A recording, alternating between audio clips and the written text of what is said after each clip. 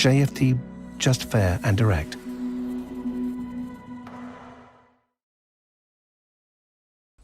Okay, hello and welcome everyone. Welcome to JFD Traders Tea Time with me, Darius Anucauskas.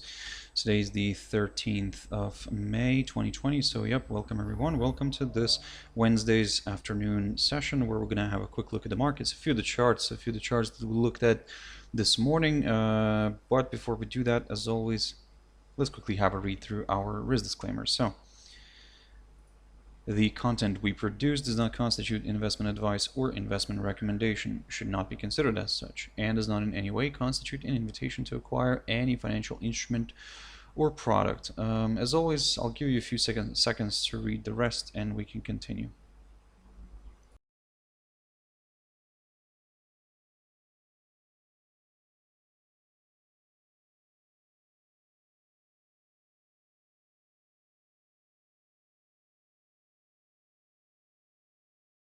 Okay, so now then, just before we jump into the charts, just a quick mentioning of our JFD YouTube channel, to which you can always subscribe to in order not to miss any of our upcoming videos, and of course our JFD Bank website and specifically our JFD research page, which we also update on a daily basis. So yeah, feel free to visit us here on JFD.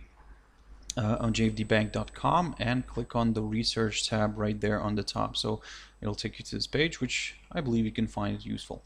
Now then, a quick update on what's happening here globally. Let me just let the figure quickly refresh. So in terms of the coronavirus, now the figure of course has risen a little bit. Let me just quickly get this one on the screen. There we go. So that's around 4 million. Above 4,200,000, we're getting close to 300,000. So, of course, the total amount of deaths in the U.S. continues to rise, and in some countries as well, like UK. So yeah, we're continuing to monitor the situation. As I mentioned previously, it's quite interesting that the countries like the US and the UK are leading the way in total amount of deaths, but whereas Russia has jumped into second place with the amount of infections. So of course this is quite it's surpassed Italy, United Kingdom, and Spain. So this is quite interesting. We'll continue monitoring the situation. Now, jumping into the S&P 500. Now, this is the first index I want to touch on. It's not open yet, so the cash index currently is balancing at around 2,862 territory. So basically, slightly below where it has closed yesterday, but it remains above this this upside support line taken from the low of the 8th of April. So I talked about this index yesterday. Basically, I was telling you guys to keep a close eye on some of these highlighted areas. So on one hand, we have ourselves an instrument, an index which continues to climb higher overall. Overall, I wouldn't say overall actually. In the short run, it's still kind of forming these higher lows and continues to balance above the upside support line, but at the same time is struggling to overcome this barrier here, the 2,955 territory, which is the which is the highest point of April. So in a way, for now, guys, what we're going to do here is we're going to stay neutral. We're going to probably, from the very short-term perspective, of course, we're going to stay neutral, because what we want to see is if this upside support line holds, then we would like to see a nice rebound and a push higher, and a break of this 2,955 territory would be a little bit more comfortable for us, after which we could examine higher levels, and then we could aim for that 3,100 zone. Of course, initially we'll target the psychological 3,000 territory itself, but it could go further north, maybe even towards this highest point of March. But again, for now, it is a little bit on the lower side. However, we cannot really talk about the downside yet until we get a drop below the 2,798 territory here.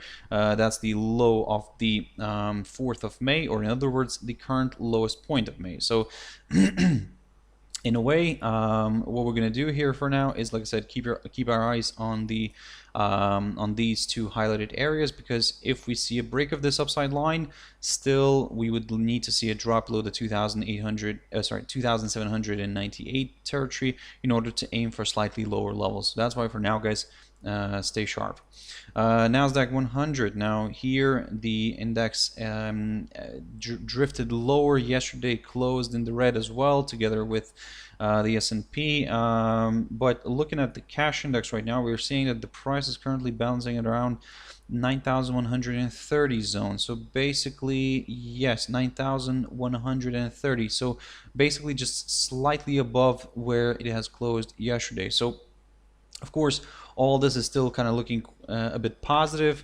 You know, on one hand, we can just try to draw here a possible upside support line here. I mean, don't get me wrong, it's a very tentative one. I wouldn't probably put this one on the chart for now. I would probably, what I would focus here in this particular situation, I would focus on some sort of well, not some sort of, but some resistance and support levels. So of course we will keep an eye on the high of yesterday, which is roughly around the 9,355 territory. So if we get a push above this, then yes, we could aim for higher levels. And by the way, look, I mean, look how far we have traveled, guys. I mean, we almost managed to recover this whole drop which we had here from the end of February till around mid-March, and look at this rally where it kind of almost managed to recover everything. So a little bit more and we would be hitting the previous all-time high, or shouldn't say, well, the current actually all-time high, and maybe we could even see a new one. But again, in order for us right now to aim higher, we would need to see a push above yesterday's high near the 9,355 zone. So guys, that's why let's stay a little bit on the cautious side, because in a way this move to the upside is kind of considered for now as a temporary correction before another leg of selling. I do understand that the correction has been extended for quite a while here, so we would like to see if this actually could form somewhat of a possible double top here, and if so, then we could see a nice drift lower later on. But for now, of course, keep your eyes on some of these levels. Now, if this suddenly starts dropping below the psychological 9,000 territory, now this is where we will remain a little bit on the cautious side, because in a way this increases this could increase the chances of a potential drift lower towards the 8,665 territory, or even below that. So again, we'll keep it short and simple for now. Like I said, looking at the cash index right now, it is currently balancing at around 9,120-21 zone, so roughly slightly above yesterday's close. But again, like I said, keep your eyes on the psychological 9,000 territory as well. Gold. Now gold managed to push higher today, but again it failed near this downside line. So in a way, for now, what we can see is it is kind of forming of a possible kind of maybe descending triangle. Maybe it could also be seen here as a possible symmetrical triangle, like if you want to draw it this way. However, even if we draw it this way, still, even if it breaks the lower side of this triangle, still we would like to see a nice good confirmation break below the 1680 zone before considering lower levels. So that's why we will probably stick to the descending triangle idea for now. Yeah, guys, today tried to push higher. It failed to move above this upper side of this triangle. Yep, but for now, like I said, we cannot really do anything. I mean, for now, we are just going to be waiting, because for us to get comfortable with slightly higher levels, we would need to see a push above the 1723 zone, and then we could aim for the for this high, for the highest point of April near the 1748 territory, roughly around there. But until it's kind of stuck here, we cannot really do anything. Quick update on UK oil, which is Brent oil, here on TradingView. Basically, it didn't move much, but let me just jump into a 4-hour chart quickly. So it did pop higher. What I was talking about this morning, basically, I was telling you guys to keep a close eye on this little triangle, which got broken. Then this morning we were balancing near this 200 EMA here on the 4-hour chart. You can see that initially dropped lower, but what I was also mentioning this morning was that in order to kind of let's say start considering slightly lower areas, we we needed to see a drop below the 28.66 territory, so which didn't quite happen. It came close, but as you can see, it kind of quickly reversed back to the upside. So let's get rid of some of these lines. They're no longer valid here, but this one is still valid. So this downside line, short-term tentative downside resistance line taken from the high of the 5th of May, if that gets broken, then yes, we may start considering higher levels. However, as I've mentioned before, in order to get comfortable with higher levels, we need to see push above this high, above the current highest point of May, near the 32.21 zone, and then we could aim for a bit of upside, because don't forget that overall we are below this downside line taken from the high of the 8th of January. Yeah, like I said, to get comfortable with slightly lower levels, we would need to see a drop below the 27.18 territory here, which previously acted as a good area of support and also resistance. So a nice good drop below this could open the door towards slightly lower levels. Bitcoin Cash. Now, with this one here, it's kind of stuck, and let me just jump into a daily chart. It will be better, more clear picture. So from all the kind of top cryptos, this one is the only one which is still ranging, because the other ones are either breaking the upside line and kind of moving with a more clear direction. Here, this one is still stuck. So in other words, actually, some might see this as a huge benefit later on, because once it starts getting out of the out of this range, this could kind of lead to maybe a larger directional move. So basically, the longer it sits in this range, the more kind of it could move higher or lower, or should I say, the larger the move could be. So basically, for now, guys, we just wanted to run this by you guys, that it may present itself with a nice opportunity once we get closer to one of the sides of this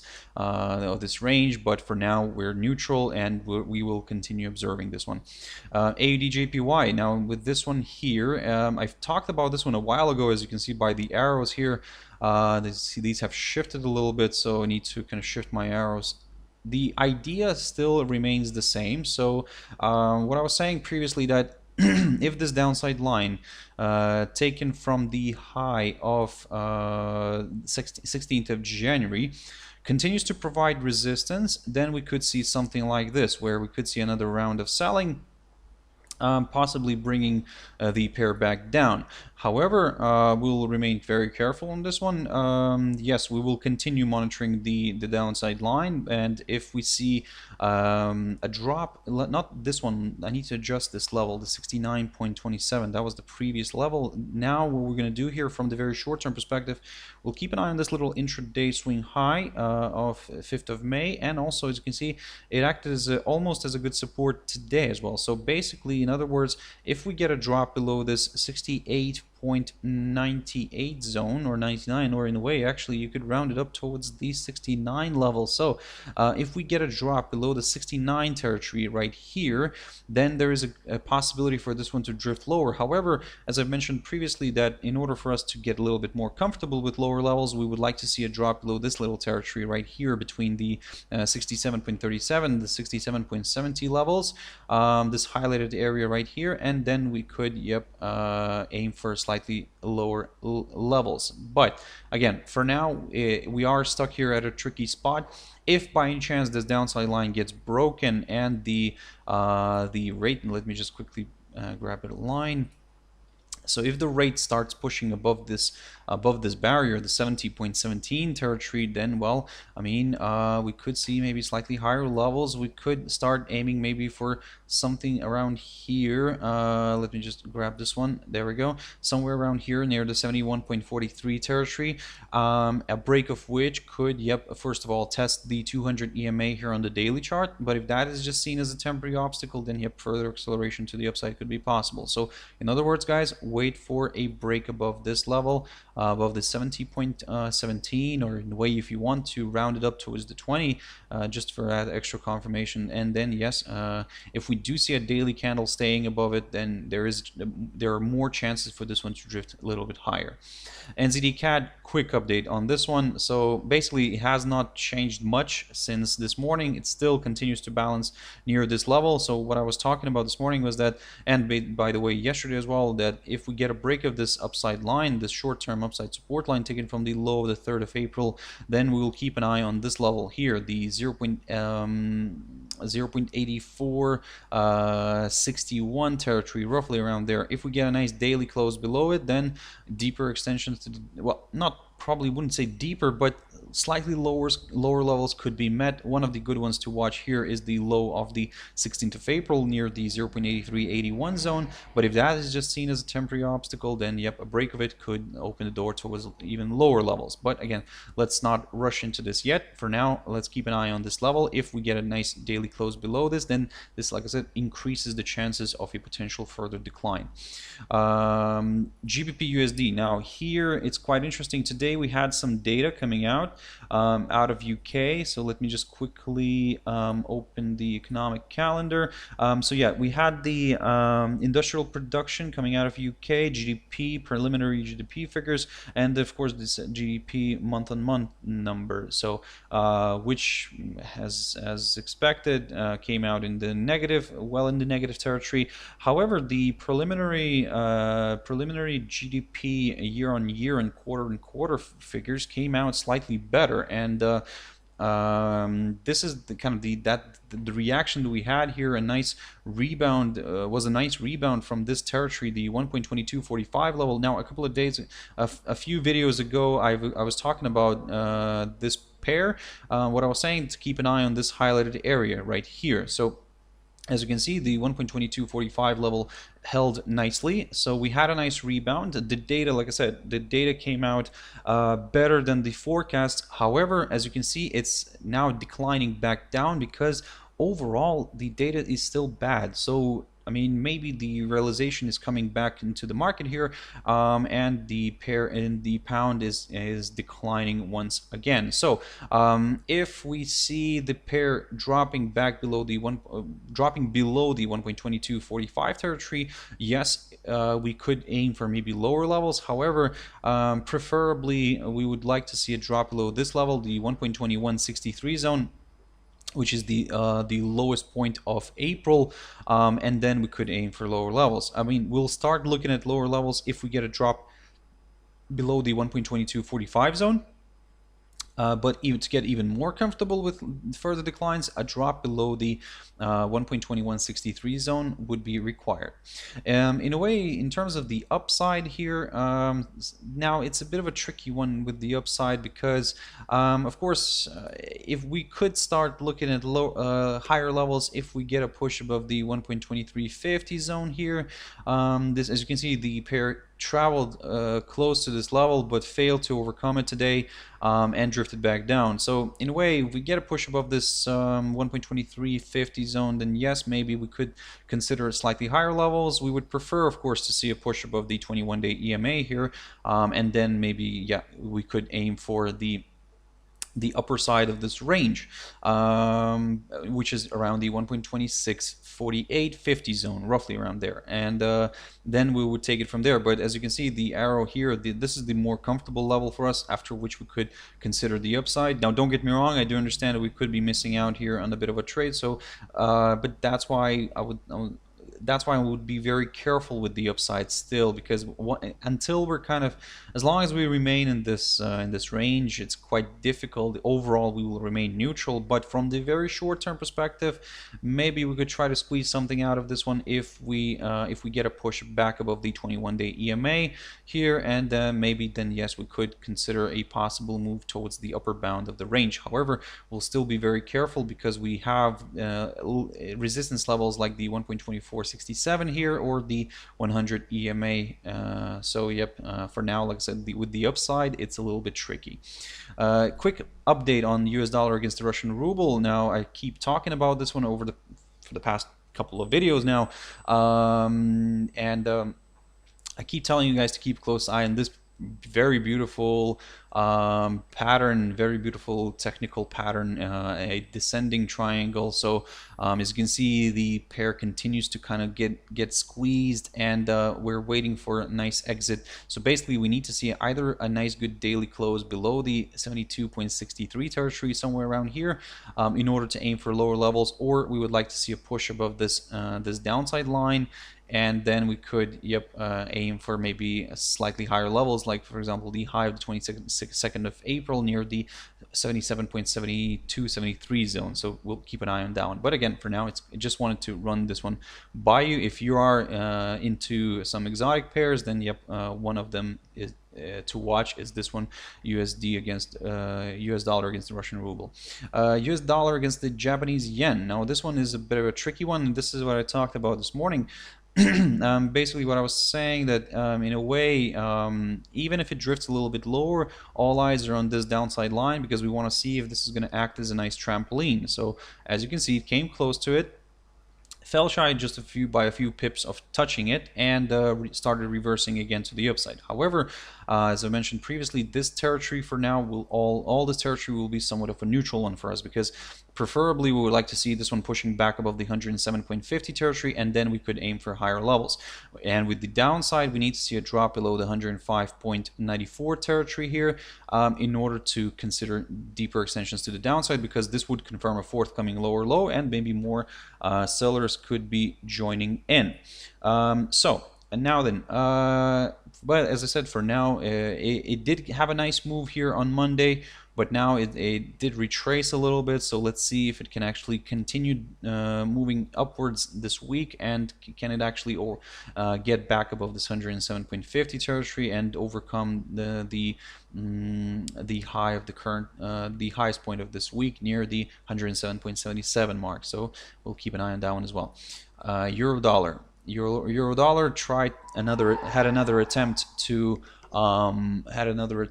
break the 1.0875 level, and it did, and it broke it, but we still cannot stay above it. So what I was talking about this morning was saying that we need to see a nice good firm move, and preferably we would like to see a nice good close of a daily candle above this territory, above this 1.0875, and then we could aim for the upper side of the range. For now, it is difficult a little bit here, so for now, as long as it stays in this little territory right here, we will remain neutral. For us even to consider the downside, we need to see a break of this short-term upside support line taken from the low, the 23rd of March, and the this barrier here, the 1.0777, in order to consider, like I said, lower levels. For now, we cannot really do anything, but if by any chance we get a nice push back above this 1.0875 territory, then we will start kind of examining slightly higher levels within the range. So yeah, keep your eyes on that one. So guys, I hope you found it useful, and thank you very much for watching and listening. If you want to join me tomorrow morning, as always, at my Traders Espresso, 6 o'clock GMT time. For now, guys, I hope you have a beautiful evening, and I'll see you later. See you tomorrow. So yep, thank you very much for watching and listening. Have a nice evening. Bye-bye.